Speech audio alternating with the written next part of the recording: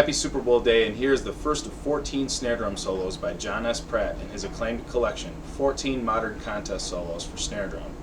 My name is Dan Kesterke, and this video breaks down some of the tricks and techniques needed to perform this solo musically. There are basically 5 rudiments that need to be fairly clean before beginning this solo. First, singles, seen in the sextuplet figures. 2, open rolls, seen in the 5, 9, and 13 stroke rolls. 3, flams, seen in alternating flams, flam paradiddles, and flam taps. 4, ruffs combined to make the single ratamacue at the end of the piece. And 5, paradiddles, both single and double. Here's a breakdown of practicing each. I'm using the harder side of my practice pad so you can hear the drag rudiments cleaner. But first we're going to do the 6s, and slowly they're just alternated triplets.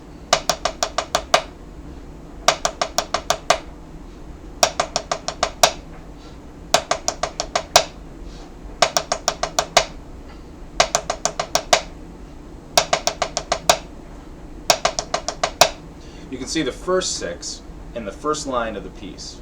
And what you're going to do is you're going to phrase it to the end of the tap, almost as a crescendo. Okay, so you do that both left hand and right hand. Here's the left hand. Okay, so you work on that. Rolls, we have 5 strokes, 9 strokes, and 13 strokes, and most of the 5 strokes are on the and of the downbeat. So to practice that, you do an 8th note and 2 16th notes.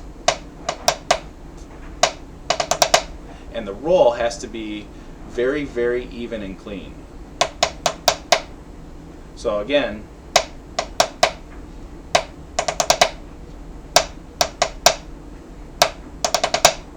and you dig them out. The next one are flams. So we have alternating flams. So you keep your tap hand as close to the pad as possible, and then your volume comes from your main hand. So here's a right hand, and then you bounce it up, and then here's your left hand, and you just drop.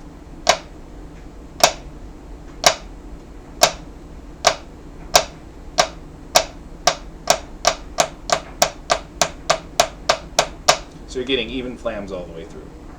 The next one are ruffs, and at the end of the piece, when your hands might be strained a little bit, that's when these little ratamacues can really get you if you're not ready.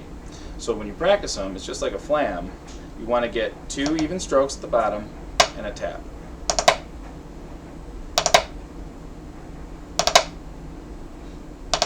And then the next one.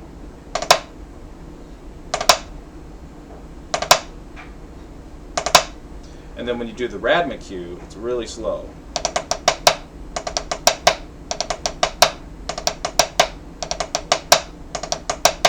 Ratamacue.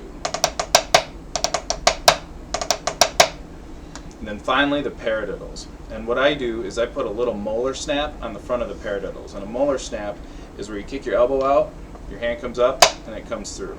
So when you're doing it slow, you have slow paradiddles with an accented molar snap on the front. And Mr. Pratt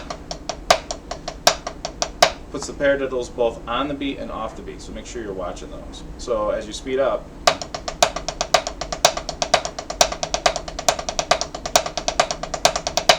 you have that.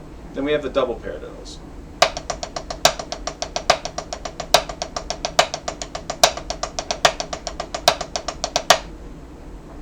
Right? This piece is awesome for auditions. It doesn't work for Michigan Solo Ensemble per se because it doesn't meet the 2-minute mark if you play it at tempo. And even if you play it at about 104 or 106, it really pushes that time limit. So if you're going to do this for solo ensemble, make sure you're pairing it with another shorter Pratt solo. So I hope you enjoyed it, and closing is coming up. Alright, if you're sticking around to start slowly, we're going to go through this at about 88 beats per minute, and listen for the phrasing and listen for how we change dynamics and make things tiered as you're playing. Also watch for popping the accents. Here we go. And 1 and 2 and ready and go.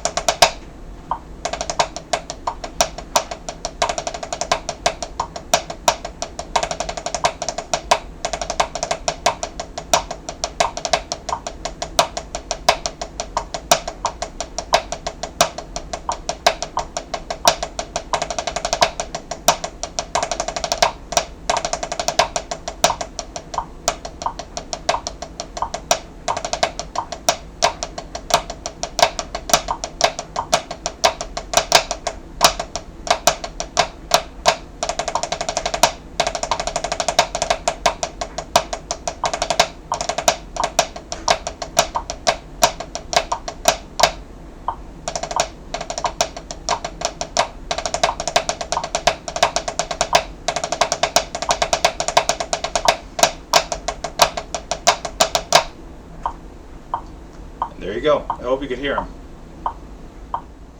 In closing, the most effective way of practicing this piece is to start 20 to 30 beats slower than the metronome marking and gradually increase tempo one beat at a time.